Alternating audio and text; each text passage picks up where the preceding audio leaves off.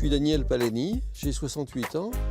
Je suis un passionné de mécanique et d'automobile ancienne et je possède quelques véhicules de collection, dont cette Triumph TR4 de 1964. Et je suis le 3e propriétaire de ce véhicule. C'est un roadster, un pur roadster, qui a la réputation d'être fiable, d'être agréable à utiliser, qui s'utilise cheveux au vent. Voilà, et ça symbolisait pour moi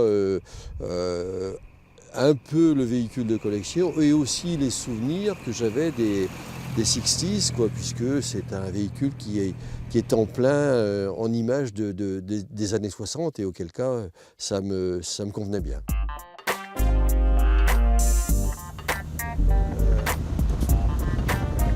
C'est une voiture qui est simple, qui est pas piégeuse, qui se comporte bien. Non. Bon, il faut que la voiture soit en état, évidemment. Hein. Mais lorsqu'elle est en état, c'est pas compliqué du tout. Il y a quand même un peu de chevaux, donc si on fait un essai sur un parcours routier rapide, on se rend vite compte que d'atteindre 130 km/h, c'est pas compliqué. J'hésite pas à la prendre pour dire allez, on fait 500 km, voilà, par exemple, parce que c'est une auto qui le permet sans difficulté. C'est un bien grand mot dire que c'est une sportive, non.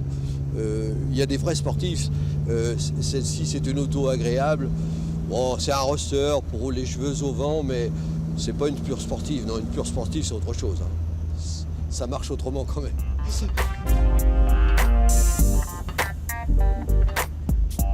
Ce modèle possède l'équipement Suret top, en fait, qui est l'avant-gardiste de ce qu'on connaît chez Porsche avec les Targa. Voilà.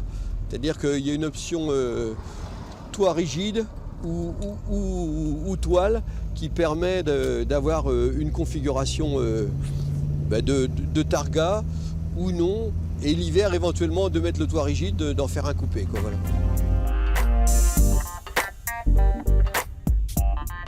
C'est une voiture qui est facile à rénover parce qu'elle a tout est démontable, accessible très facilement, même pour des gens qui ne seraient pas des professionnels avertis, ça peut s'adresser à des profanes, hein, évidemment avec un peu de culture automobile, mais et puis aussi et surtout, on trouve tout en termes de pièces et à des prix relativement modestes.